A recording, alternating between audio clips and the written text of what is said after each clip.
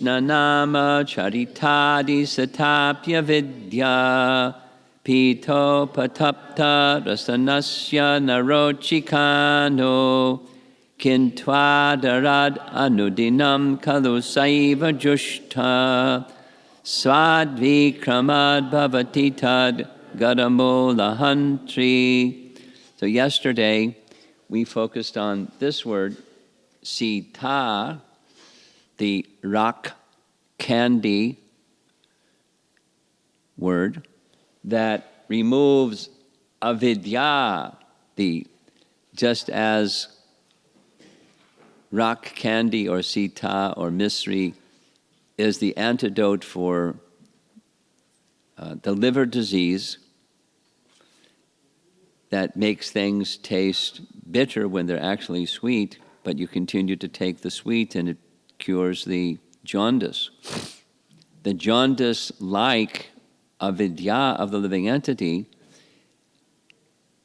when adarad, when the name is carefully chanted, that's our emphasis this morning. Carefully chanting, adarad. You'll see this phrase several times this morning. Then the avidya gradually becomes eliminated.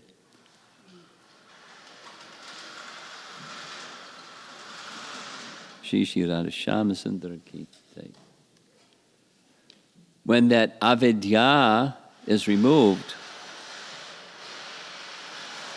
what's left? Knowledge of who Krishna really is. So here's the translation. I'll read. The holy name, character, pastimes, and activities of Krishna are all transcendentally sweet like sugar candy, although the tongue of one afflicted by the jaundice of avidya cannot taste anything sweet. It is wonderful that simply by adarad, carefully chanting these sweet names every day, a natural relish, that's this nama rasa, a natural relish awakens within his tongue, and his disease is gradually destroyed at the root. His disease is gradually destroyed at the root. That disease is avidya. And when bhakti awakens, avidya is dispersed or reduced and eliminated, and knowledge awakens. Many of you know the very important verse from Canto 1. Vasudeve Bhagavati Bhakti Yoga Prayojataha Janiyati Ashu Vairagyam Jnanam Cha Yad Ahaitukam. So as knowledge awakens, ignorance is gone. Not just book learning, read lots, and then your knowledge is gone or your ignorance is gone because now you've got knowledge. It's not like that. It's bhakti awakens, and as bhakti awakens, then ignorance is gone and knowledge is restored, because everything that we need to know is already within us, and it just becomes awakened. We hear and chant as a means of purification and awakening that which we've forgotten, but it's not information-centered, it's purification-centered. I'm going to spend a little bit of time now discussing or presenting Sachinandan Swami's theme, because he made his presentation in New Vrindavan last year during their Mother's Day festival.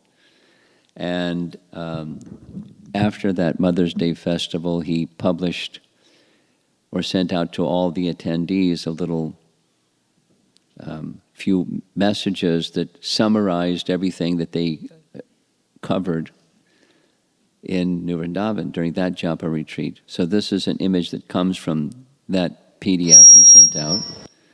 And it's, one of his disciples is a nice artist. So it's a depiction of that seagull flying over the waves of the ocean. We reminded ourselves, Ambudhi, Premambudhi, that the chanting of the holy name brings us to that stage of Anandam Buddhi Vardhanam. So there's the waves of the ocean of Ananda, and in those waves, that's the Mahamantra again and again. That's a visual image of what he was teaching.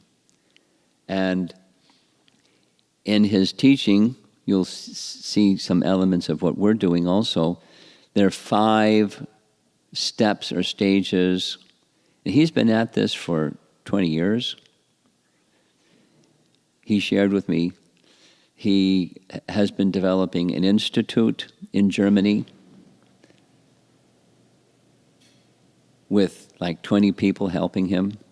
I don't know what stage it's at. It's been a while since we discussed, but purposefully to take people that know nothing about nothing into the stage of understanding about bhakti through this institute. And so there's 5 parts of the institute. The first one is this yojana, or alignment. There we go.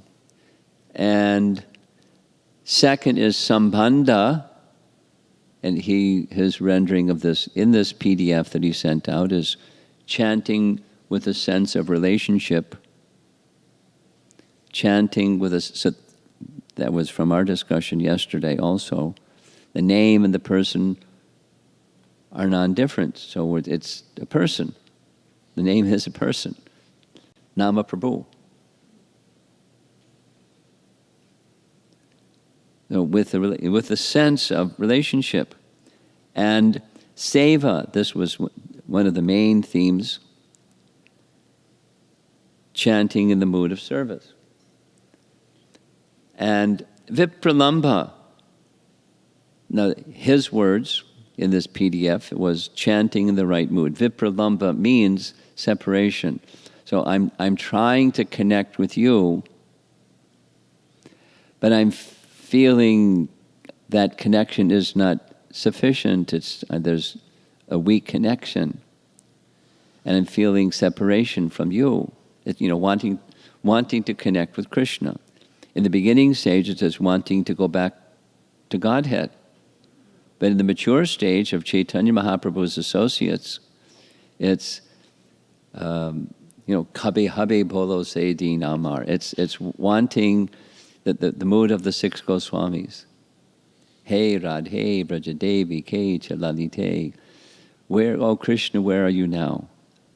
So that's in mature elevated stage. For us, it's wanting to go back to Godhead.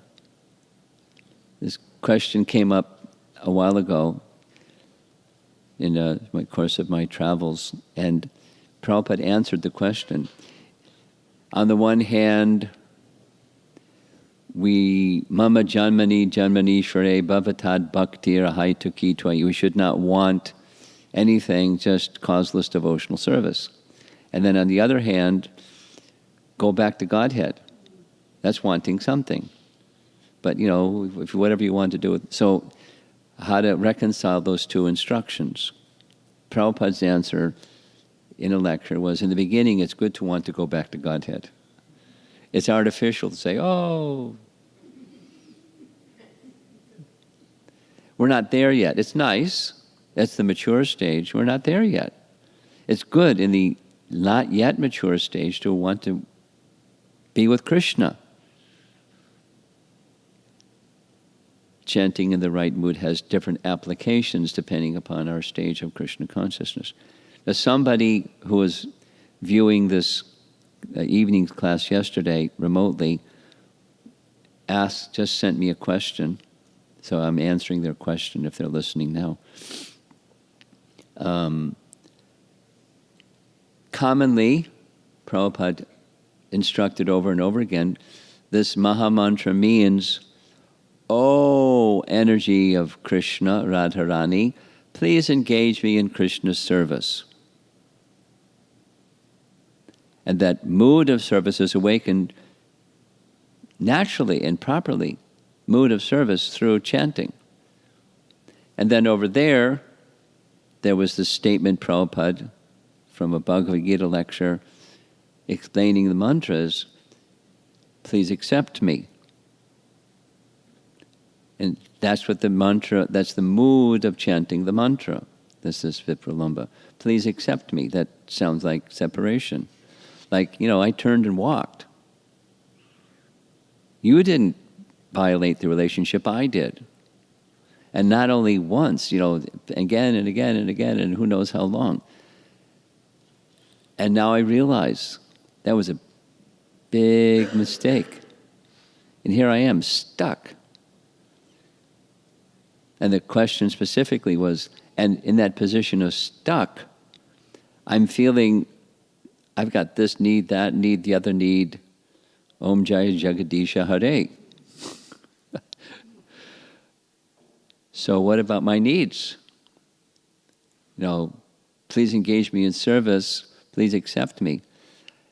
My thought is, in response specifically to that question, how do the two line up if you have so many needs? Well, just like a child, this is not the answer, but an answer. Just like a child doesn't need to say, it's called out, "Can you get me a jacket?" They may say that, but mother and father are thinking, it's called out, we better get a jacket. Or, it's dinner time. "Can I have some dinner? I'm hungry." That's what moms and dads want to do. They want to take care of those needs. So it's an element of trust or faith that Krishna knows, and in our relationship with, we certainly can express to Krishna, "Sarva Kama, I'm struggling with such and such, and in my struggle with such and such, Krishna, please help me with the struggle with such and such." So that's a relationship with Krishna. That's just fine. But it's because Krishna is kind, and Krishna has a big warehouse, he can take care of all of our needs. We don't really need to do that. So please establish me in my relationship with you.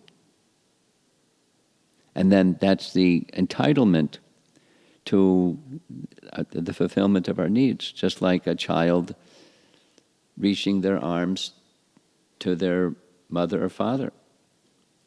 That's the "please accept me" mood. And mother and father, seeing that affection of their child, they don't need the prompt, but it just adds to the loving mood of the exchange between parent and child. And "please engage me in your service," it's not so dissimilar. I'm speaking on this because somebody raised the question, how do these two connect? "Please engage me in your service." Our life, it's not just for those who are elevated souls that don't have needs because they're so elevated, though even those that have needs. The real elevating principle is not approaching God and asking for things. If that is one's situation, fine. Tivrena bhakti yogena. When there's tivra bhakti, then one can go beyond that other, the sense of, I need my needs to be fulfilled. Otherwise, I can't really be comfortable in my relationship with Krishna or in my life, because I have needs that must be fulfilled. Anyway, the operative principle is service.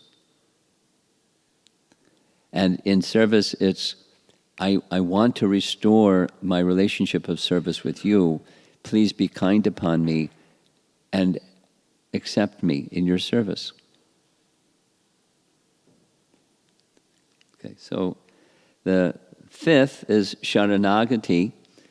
These are the 5 elements that Satchidananda Swami has established, realized over 20-something years of just focusing and focusing and focusing on. I mean, the whole thing of having japa retreats goes way back without too many details. He and Burijan kind of conspired, or they enjoyed together doing, after Kartik is over and everyone's kind of got quiet in Vrindavan again, after Kartik is over, they started very quietly doing little japa retreats. And that went on for some number of years. And then they kind of let the cat out of the bag, and people started to hear, hey, he's got a japa retreat, so that people were questioning. And so now it's a very major event. They have a Govardhan retreat and a japa retreat. They're 2 separate things, and with two specific functions. But so now that from that japa retreat that they, from a seed they grew, now it's happening all over the place. So he is like a leader or an acharya in the realm of japa retreats. So these are very important. That's why I included the slide expressing them. And one of those elements are found here, and it's in your handout, the little set of papers you have, on page number 8. It's, as you can see from page 8, and also from the screen here, we're going to focus on a little bit the message from Uddhava Gita. This is an image of Krishna speaking to Uddhava, because Uddhava intuitively knew Krishna is going to depart. So he approached Krishna and, as you see, fell at his feet, and how will I sustain my existence separate from you, because you're my everything? So Krishna pacified his heart through Uddhava Gita, and this verse and purport are from that section. So I'll read the verse and then a little bit. This is a morning, it's a japa retreat, but we're hearing the Swarup Shakti of Krishna in the form of Srimad Bhagavatam. Translation: one who has executed sacrificial performances and pious works for my satisfaction, and who thus worships me with fixed attention, obtains unflinching devotional service unto me. By the excellent quality of his service, such a worshipper obtains real knowledge of me. Very similar, if one can understand who Krishna really is through the medium of service. So in the purports, long purport, not terribly long, but this sacrificial performances is explained on the strength of our acharyas. It's not mundane pious activities or mundane karmakanda rituals, or I should say mundane, materially purpose-driven karmakanda rituals. But it means the highest sacrifice is to chant the holy names of the Lord. And by taking shelter of the Lord's names, one will acquire unflinching devotion and realize knowledge of the absolute truth. A realized devotee is very attentive. Remember from yesterday, attentive as opposed to distracted. Very attentive in his devotional service, taking it as his life and soul, and so forth. So,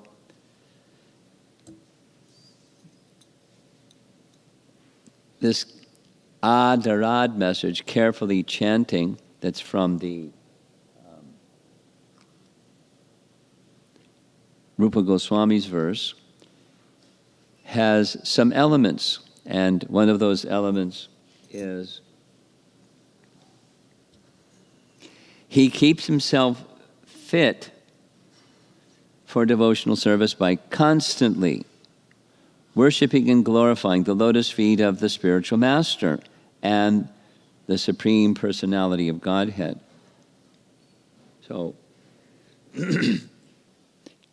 Chaitanya Charitamrita, Adi Lila, chapter 1, begins with the presentation of Guru. Now, in that section, what Krishnadas Kaviraj is doing is he's revealing the Pancha Tattva, and then elaborates in following chapters. But if you read carefully, or when you read carefully, you'll see that in addition to the Pancha Tattva, he adds number 6, and that's Guru. And the reason, Prabhupada explains, and because it's through Guru one can come to know anything about anything. It's this method of descending knowledge through disciplic succession that one can know anything about anything. Or without it, one can't know anything about anything. And one can't have proper knowledge.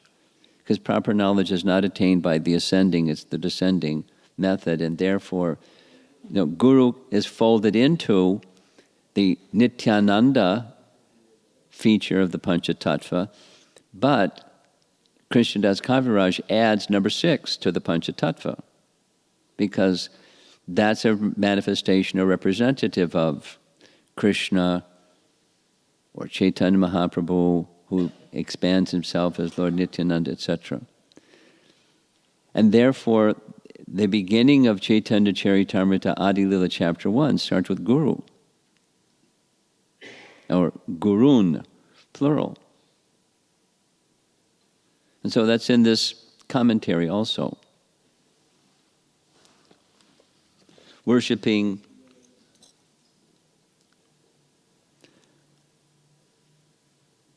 he keeps himself fit. First, devotional service awakens from a very attentive chanting and service. He keeps himself fit for devotional service by constantly worshiping and glorifying the lotus feet of the spiritual master and the Supreme Personality of Godhead. So that's what this image is meant to show.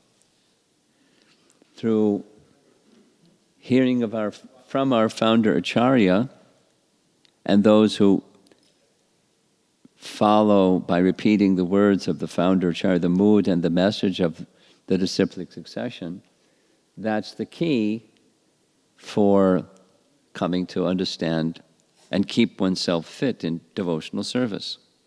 And the consequence of that is Krishna, especially appreciating the mood of devotion to his representative, the spiritual master, he then picks up the devotee. And that brings one to this higher stage of devotion, ecstatic devotional service, the gift of Chaitanya Mahaprabhu. From sadhana bhakti, from the abha stage, moving towards the sadhana bhakti and the purifying stage, the progress is natural. So everything, emphasis, here's that image again from yesterday. It's a hearing process. It starts with Shravanam. And then from Shravanam, then comes Kirtanam. And by that Shravanam Kirtanam process, through disciplic succession, one becomes gradually qualified. And so when chanting through the connection with the spiritual master, in our case in ISKCON, the primary Shiksha Guru for all of us is our founder, Acharya Srila Prabhupada. The connection with Krishna is directly experienced. Somebody asked yesterday, what's the experience like when you're really connected? Well, it's whatever Krishna wants. That's what the experience is. And so, kindly, Srila Prabhupada extended himself to unqualified people, having full faith in the holy name, and brought them to civilized condition and granted them diksha. So yesterday we spent some time with attentiveness, and today is this carefully chanting, adarad. Every day, carefully chanting. So it's not every day we're carefully chanting. Some days we're better. Some days, the hills and the valleys, the sine curve, sometimes and sometimes. But at least the clearing stage means we're trying. We may be more distracted because of something, and less distracted because Krishna is being kind upon us. But if we continue, then attentiveness is practically the same as this carefully chanting. And one mantra at a time. You all know that one. The close associate, Sachinandan Swami and Burijan Prabhu, they're the acharyas, the initializers of this Japa retreat. And in Burijan's book called Japa, this is the emphasis, one mantra at a time. There's 9 keys, but it's one mantra at a time and one mantra at a time and one mantra. One mantra at a time. This is our transcendental mindfulness. Not the mantra mantras you didn't chant so well previously, or the good ones you're going to chant later, but it's the mantra that you're chanting at the moment, one mantra at a time.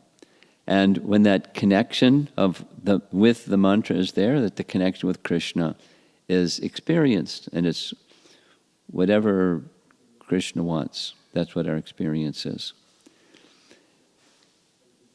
Now, next message is a little different, but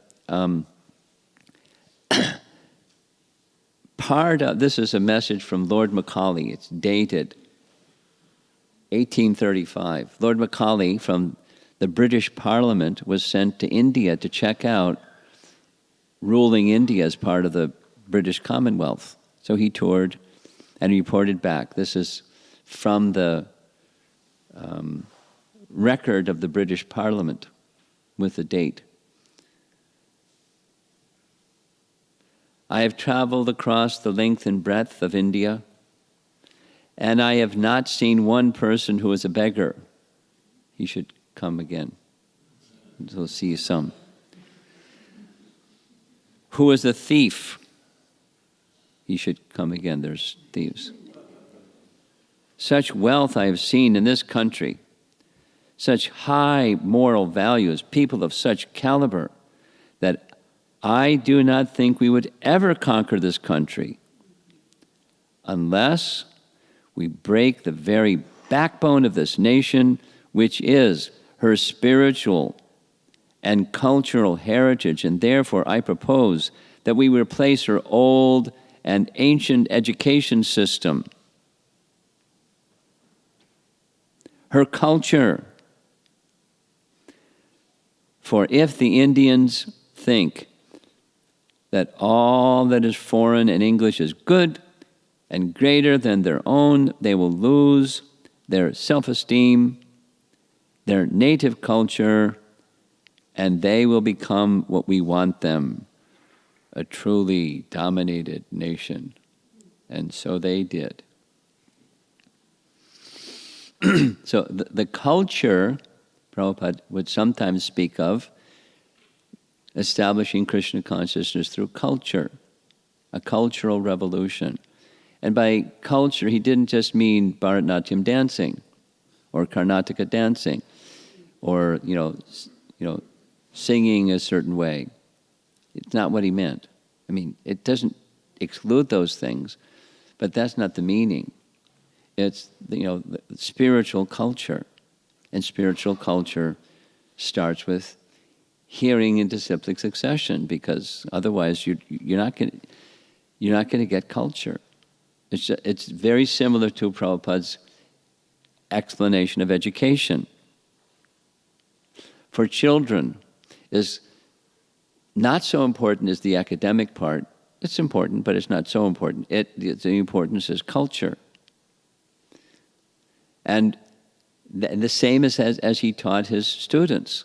It's not that he wanted us to learn Sanskrit necessarily, or something. He wanted character and culture.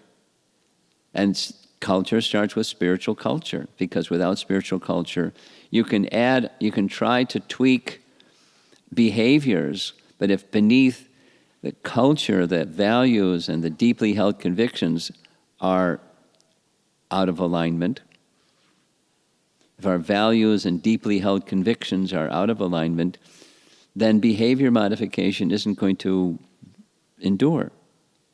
That's not what he wanted to establish, an International Society for Behavior Modification Incorporated. That's not what he wanted. He wanted Krishna consciousness, and Krishna consciousness is the foundation of culture, so break the backbone. They did a good job. And restoring it is, the task. And one of the great ways of restoring it is through the spiritual culture presented in his transcendental teachings and the chanting of the holy name. And these two, along with prasadam, of course, are very important elements of restoring spiritual culture. In this text that we read from 11th Canto, Chapter 11, Text 47, keeping the lotus feet of the spiritual master and Krishna in one's heart is mentioned. And that's because as Krishna is luminous, where Krishna is in the heart, the spiritual master is at his feet. And so at the feet means in the mood of service. Yes? At the feet means in the mood of service. Therefore, obeisances. Namaha. Namaha, according to Padma Purana, means no false ego. So some people, this is a comment, some people come in to the temple and don't pay obeisances. Some people, reach down towards the floor and touch their forehead, and it's something, it's a gesture. But our training is, full dandavats. That's what our training is. Unless you got a bum knee like I have and you can't do a full, so it's pay obeisances. Namaha. Not just this, but namaha. This is also nice, it's respectful. That helps keep one healthy and strong in spiritual life. That's what the purport says. And so, at the lotus feet of Krishna, and Krishna and his name are non-different, we're in this namaha position, or keeping the lotus feet of Krishna and the spiritual master in our heart. And by following that path, that's where we'll go. I find these images are helpful. Words are nice, and images speak 1,000 words. And there's our founder Acharya's lotus feet.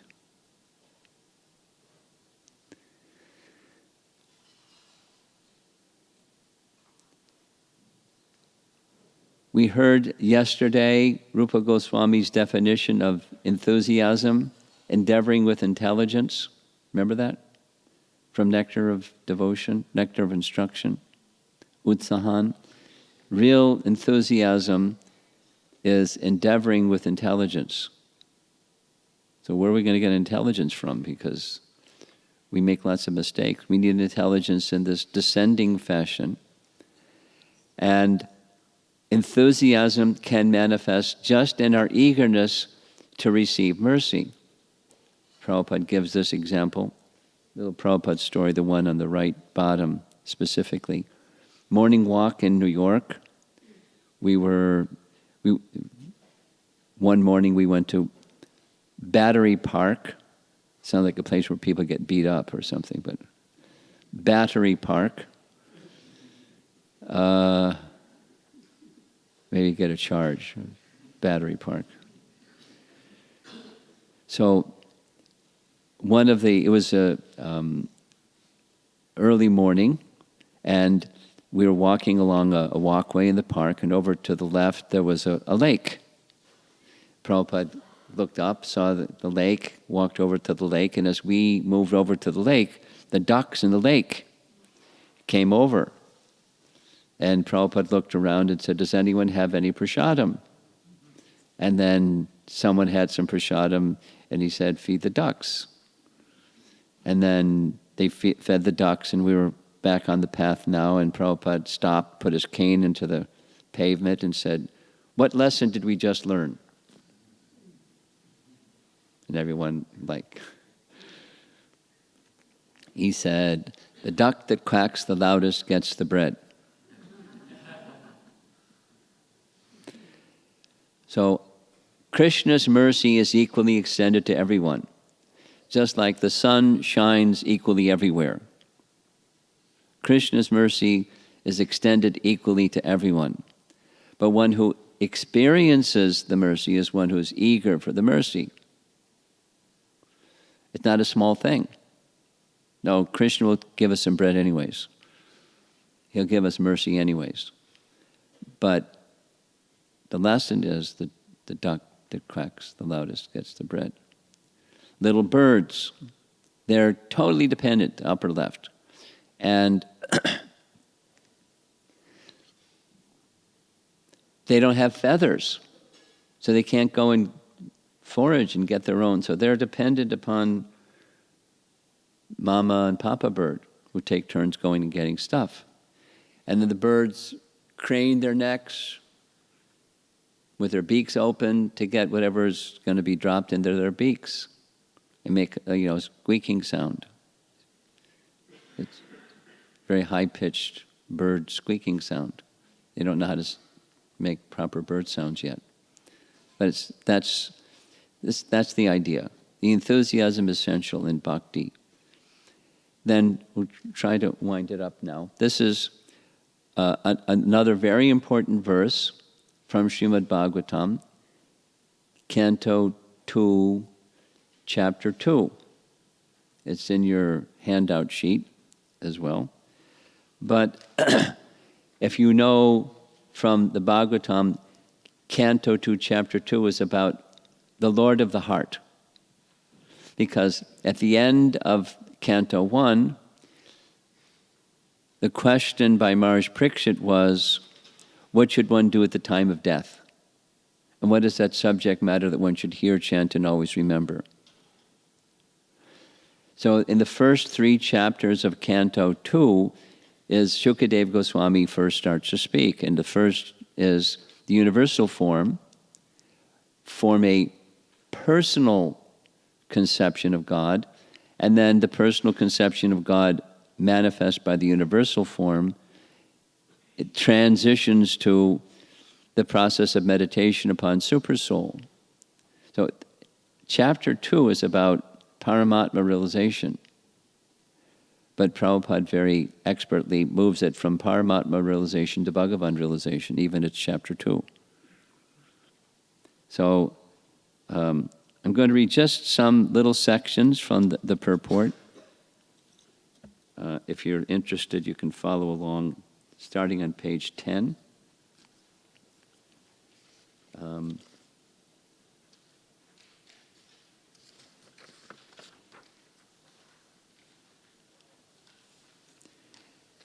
starting at the top. We may also remember in this connection that the process of gradual emancipation, liberation, moksha, attaining our spiritual form and acting in our spiritual form, that's the Bhagavatam's message, by the devotees in the manner mentioned above, although authoritative, is not viable in the present age because of people's being primarily unaware of the yoga practice. Or if they do the yoga practice, they think it's go to yoga class and wear loose clothing and do asanas and pranayama, and that's the yoga practice. Next paragraph. Lord Chaitanya, therefore, made it easier for the prospective devotee of the present age in the following specific manner. Ultimately, there's no difference in the result. The first and foremost point is that one must understand the prime importance of bhakti yoga. This message is in Canto 3, Chapter 12, when Brahma is manifesting the subcreation and many things are coming from him. And Prabhupada explains, it's in the purport, but it's in the verse, but he explains that the primary function of education of parents to children is the same message, understanding the primary importance of bhakti yoga, the primary value of the human life. Children's education means understanding the importance of this human form of life. And what's that importance? What's the capacity to know who we are and to know who is Krishna. Through the medium of devotional service, we can know who is Krishna and not otherwise. But we need the spiritual conception of self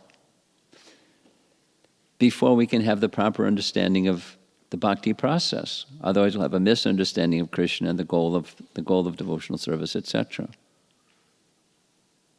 So the primary importance of bhakti yoga. Down a little bit. One who secures some resources in bhakti yoga can understand the importance of service to the Lord through the causeless mercy of the Lord, as well as that of the spiritual master. Same message as we heard. A sincere soul is helped by the Lord through meeting a bona fide spiritual master, the representative of the Lord. Same as this beginning part of Chaitanya Charitamrita. Lord Chaitanya Mahaprabhu recommends that a devotee sow the seed of bhakti yoga in his heart and nurture it by the watering of hearing and chanting of the holy name, fame, etc. of the Lord. The simple process of offenselessly chanting and hearing the holy name, this is the carefully chanting message from Nectar of Instruction.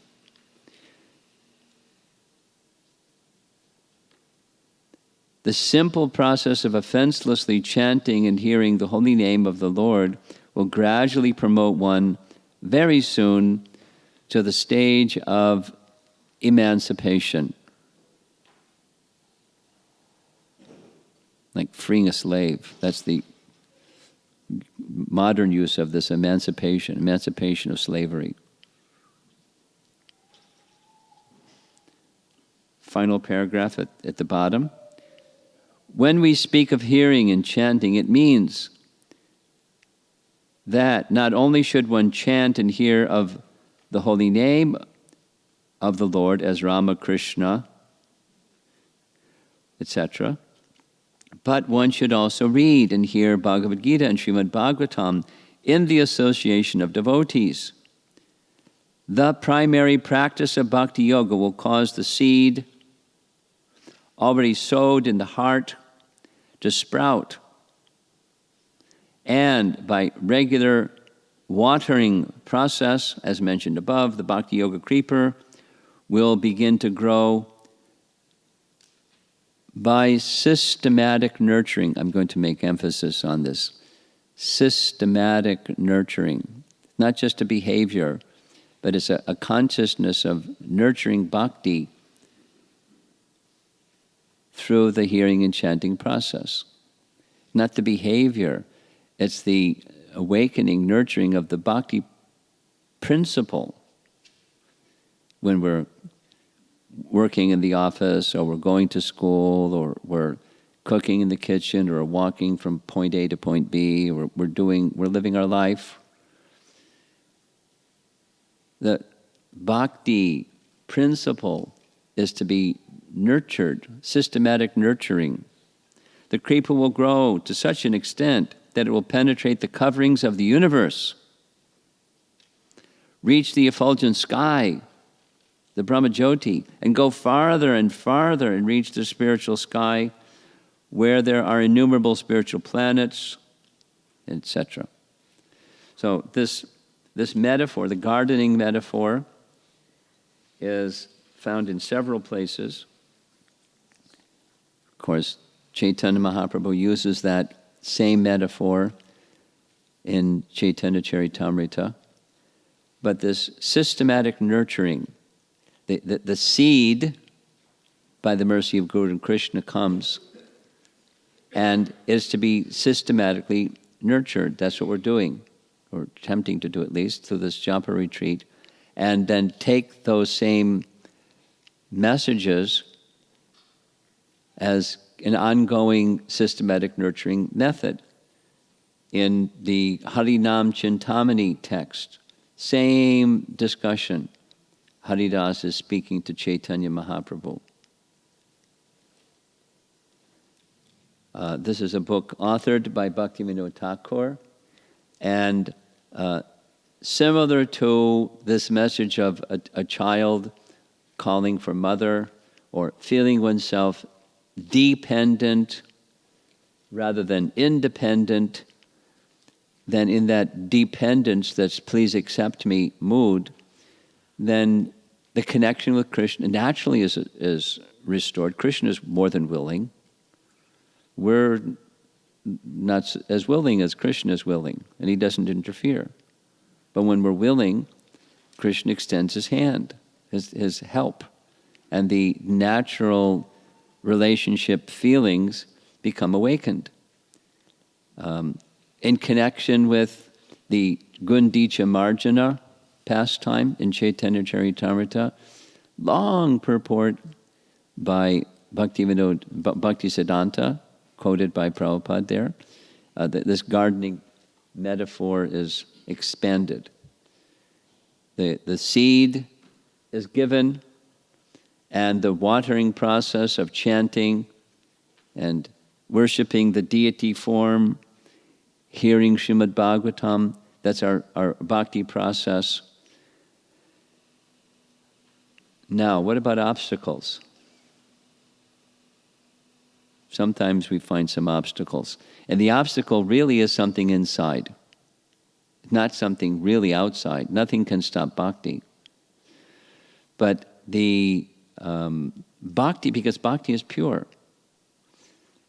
So in Canto 3, Chapter 29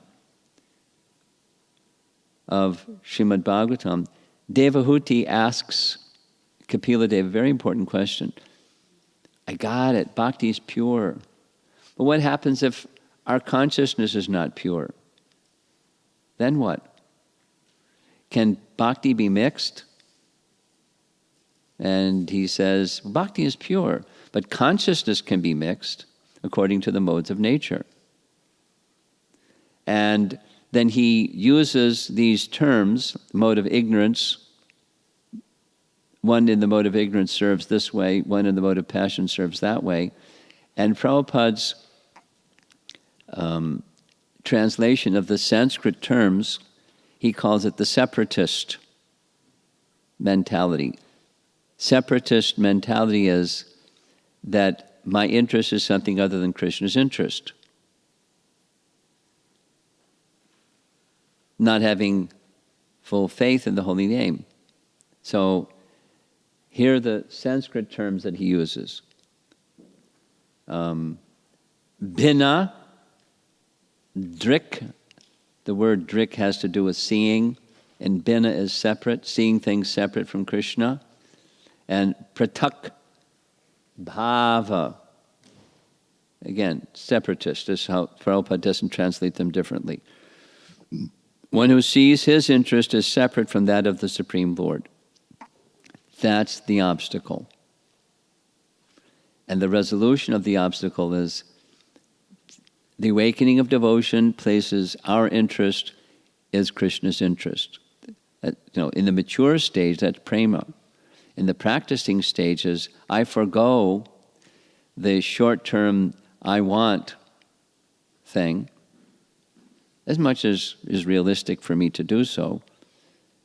And that's an important qualifier. As much as is realistic, according to suitability, in Rupa Goswami's terms.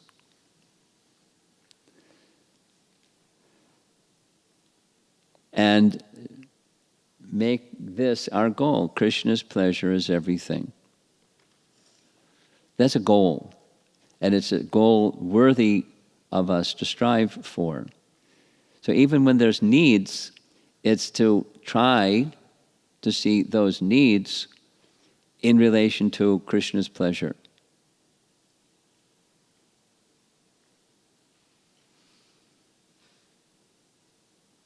Rather than listing some of our human needs, body, mind, relation, finance, career, stuff.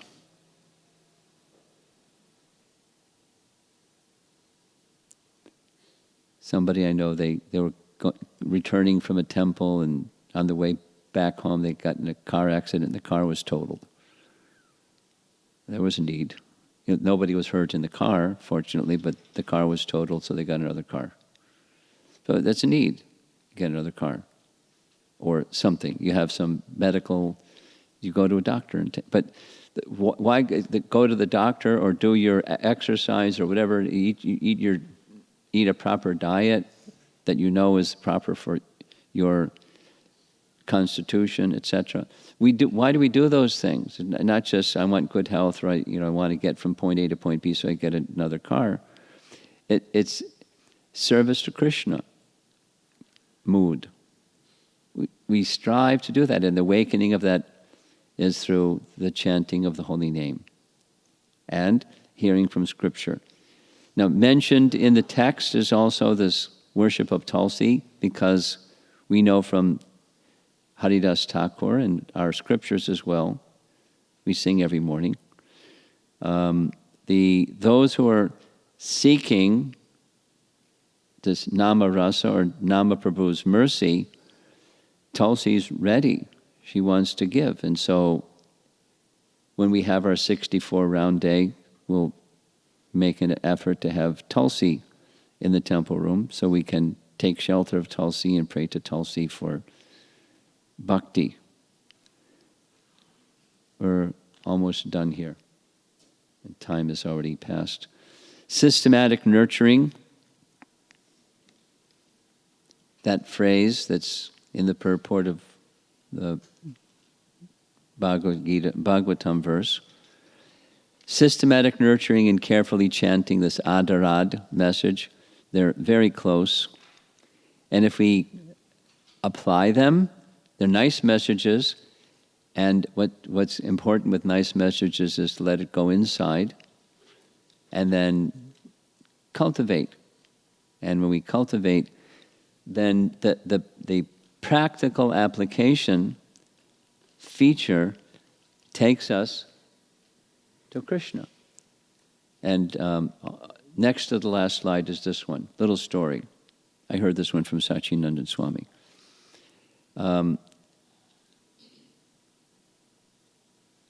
We know from Bhagavad Gita that we distribute, on the back cover is Emerson and Thoreau. And they liked reading Bhagavad Gita. And I mentioned this once at a college. And they said, I really like transcendental poetry. I said, I didn't know any American youth is interested in transcendental poetry anymore. It's like IT because I can get a good job and get some money. Om Jai Jagadisha Hare. So she somehow knew. So here's a little Ralph Waldo Emerson story. When he was elder, he lived on a farm, and one evening, when they were trying to get the cows back in the barn, one young cow or bull refused to go into the barn. They got, from the pasture, but to the edge of the barn, wouldn't go in the barn. So they tried pushing this young heifer into the barn, not going into the barn. So both of them got on the backside and started pushing, and that wouldn't go. And then they got a rope, put it around heifer's neck, and pushed and pulled, and wouldn't go. And then there's a lady, a worker lady, came by, saw what they were doing, smiled, caught their eye, held up her finger, made sure they were watching. She went over to a bowl that had salt. She put her finger in the bowl and showed it to the heifer, and put the finger in front of the mouth of the heifer, and she just moved her finger, and into the barn he went, or she. And she smiled.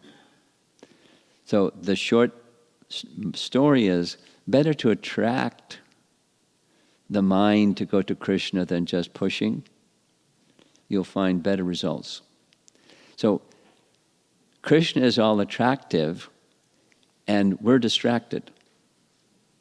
So pray to Krishna, oh, all attractive, Hare Krishna, please attract me, because I'm distracted. I'm depending upon your all attractiveness and your mercy. And you reach out like that, and he's more than ready. That will help you, practically speaking, will help you in the go from distracted to focused chanting by descending mercy, not just by forcing the mind. We've all experienced the forcing the mind program. It doesn't have a really fantastic result. So alignment, the first of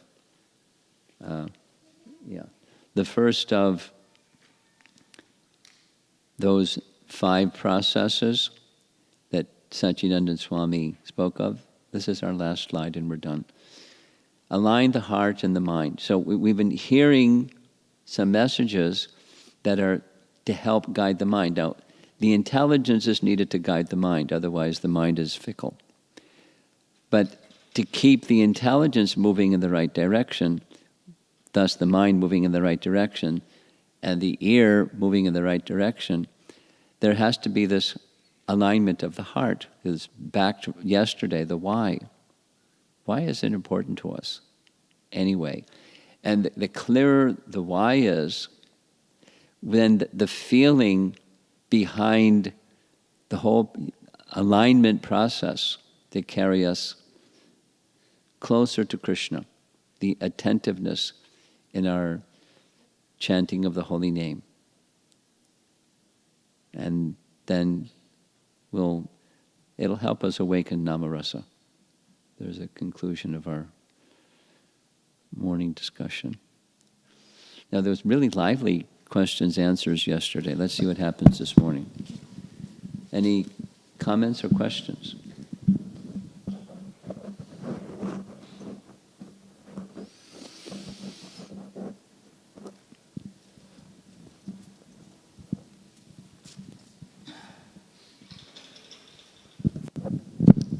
Hare Krishna, Guru Maharaj, you mentioned that it's important that one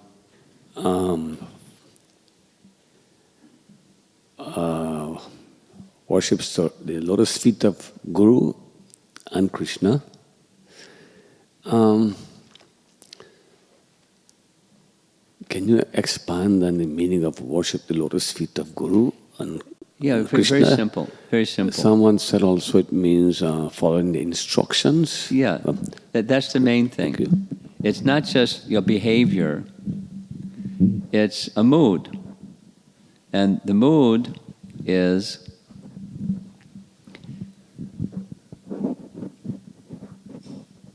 submission, tadvidhi pranipat, that's the mood of submission, and then taking the instructions to heart. That's the seva. That's the following of the instructions. But it's the mood, and it's connecting with the instructions within one's heart. Because if it's not, the instruction is not within the heart, then, sometimes not, sometimes not.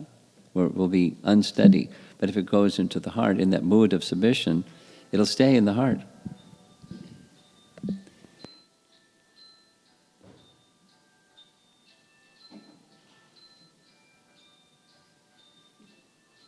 Ooh. Okay. To expand on that, just a small appreciation of the Srimad Bhagavatam being compared to the literary form of Krishna. Krishna departed and Krishna appeared as Srimad Bhagavatam. According to Padma Purana, the first two cantos are his two lotus feet. So in those who have taken Bhakti Vaibhav seminar in Vrindavan and Mayapur, they really get into it. Of the first two cantos are meditation upon the lotus feet, and meditate upon in hearing in that mood. This is the lotus feet of the Supreme Lord. And to be at the lotus feet of the Supreme Lord, it's the mood of service. When you're at someone's feet, it's the humility. False ego is namaha, it's gone. And without false ego, I'm at the feet of the Srimad Bhagavatam, receiving the instructions. I'm ready to serve. And even if we have an inquisitive spirit, we may not have been able to articulate a particular question so well. This was my appreciation just reading Bhagavad Gita, first time through as a college kid. So many questions that I had, I never knew how to phrase them properly, and they're phrased and then they're answered. But the prashna, the inquisitive mood, or jigyasu, the inquisitive mood, is preceded by pranipat. So that's that 434 verses, what it means. That's my response to your question. Not just following instructions. That can be mechanical.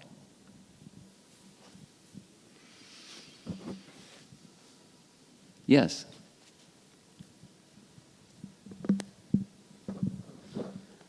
Maharaj, this is related to your answer for surrender versus our needs.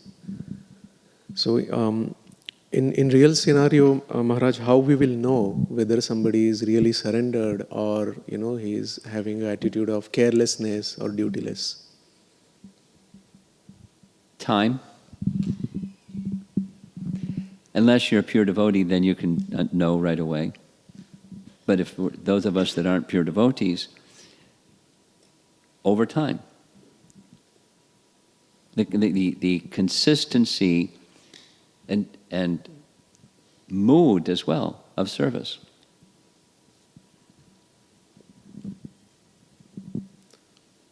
But when we are, maybe if you allow to ask one more question. Yeah, sure. So when we have to take a decision, that time how would we know that? You do your best. Okay. You're speaking now about yourself, or you're speaking a decision about your own behavior, your own free will choices of go left or right? Or are you speaking something else? going left or right? Like how I would know whether I am running away from my duties or I am really surrendering to Krishna?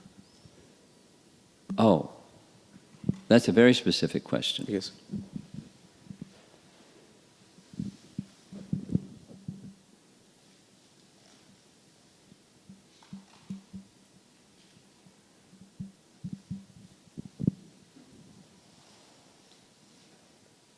How will I know if I'm going away from my duties or if the purpose in doing what I'm doing is surrender to Krishna? It may be a specific application you're thinking about, which I don't know and I don't need to know. But it's a really good question. Therefore, I'm pausing a bunch. Because in the moment, we need to make a decision. And it's also in the moment we need to be introspective. And if you're asking yourself that question, you're more likely to get the answer than if you don't ask the question. So it's a good question. And therefore, there always the ongoing cultivation of bhakti requires that question. And realigning, this is a phrase that one devotee I know uses a lot. Realigning again and again and again and again and again through the process of introspection. Here's the goal. And it's of the two, it's the second one. But if we ask the question, then we'll detect where there's hesitation due to some other reason, like self-interest, and that's I'm feeling something. If I'm introspective, I'm feeling something, and if we're not honest, according to Jiva Goswami's Bhakti Sandarbha, it's the first sign of offense is dishonesty in the world and with oneself both. So the bhakti principle is we have to be honest. Satyam.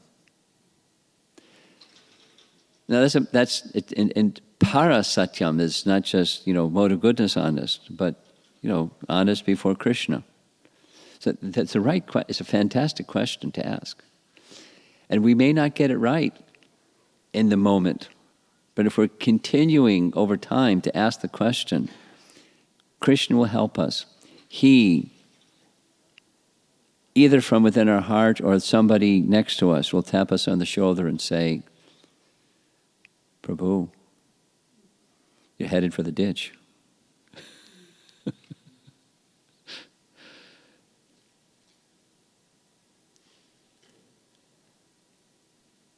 But realigning again and again and again through the introspection process. So that's the jigyasu or prashna.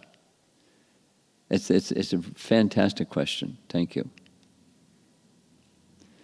Sanjaya, here comes the microphone. Oh, thank you. I have a similar question. Similar question. Yeah, but a little bit in different context. So, if I have a desire to do something, and I'm not sure if this will please Lord Krishna, should I focus on giving up the desire, or should I focus on trying to make adjustment so that desire that I have somehow will please Lord Krishna? Well, there's a third option. You pause. You don't act on it. Not like you trash it or you tweak it. Just pause and do this realignment. You look inside.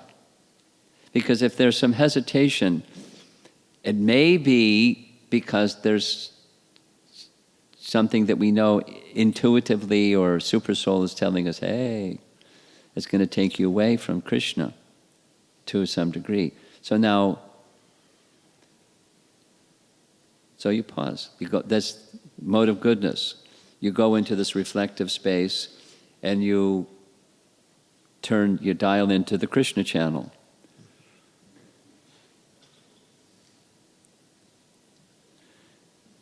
Am I doing this for you?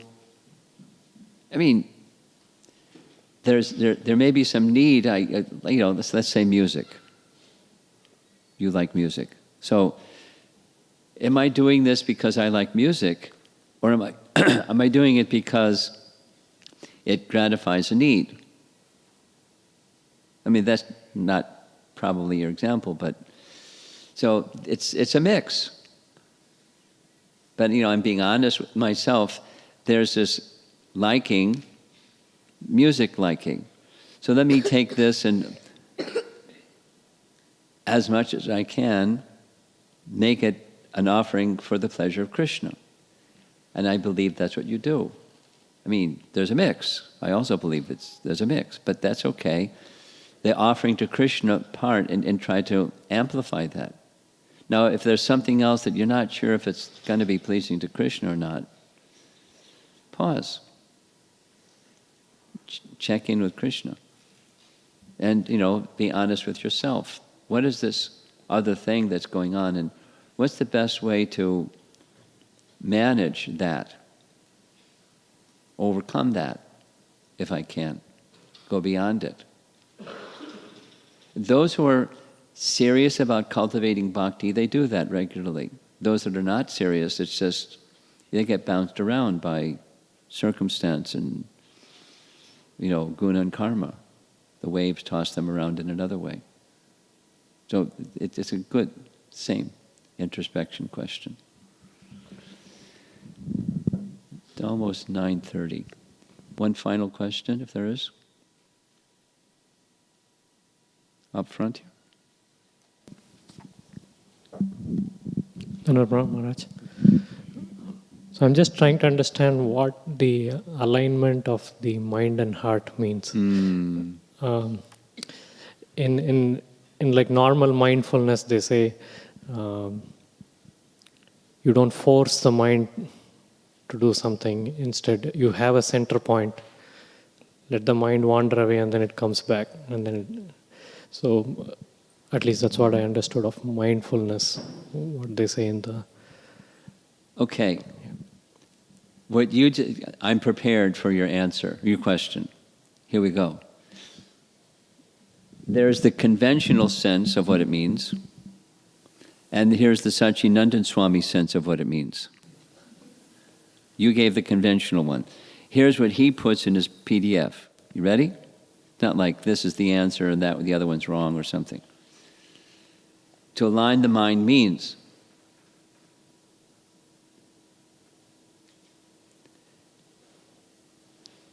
to relinquish thoughts of the past and future. This is mindfulness, be in the moment, and focus on being utterly present. That's to align the mind.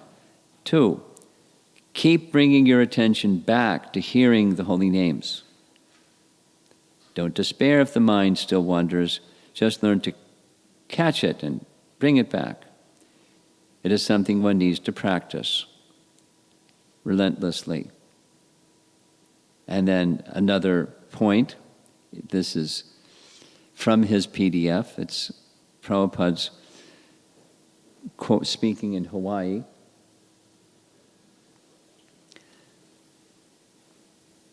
What is controlling the mind?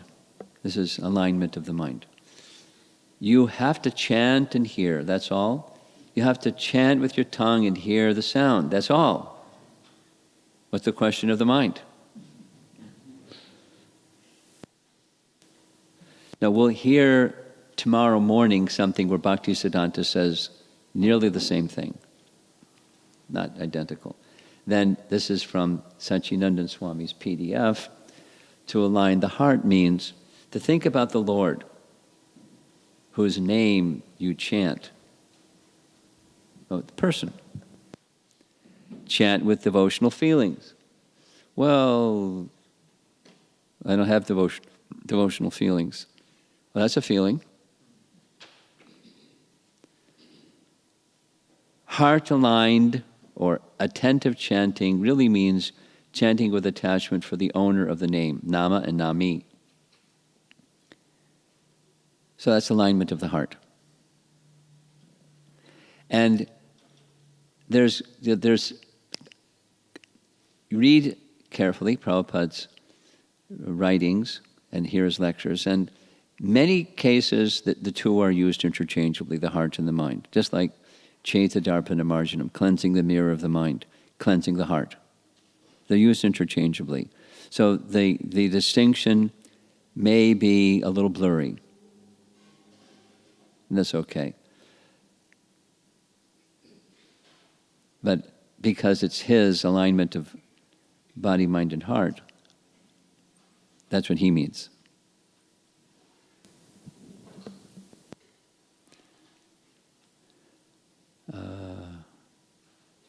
I'm going to end. It's 9:30. Time for breakfast. So, do we have some practical announcements to be made? Somebody? Prem Kishore is probably in the kitchen. I'll do this on his behalf. Oh, here he is. Look at that. Say his name and he comes. Babaji.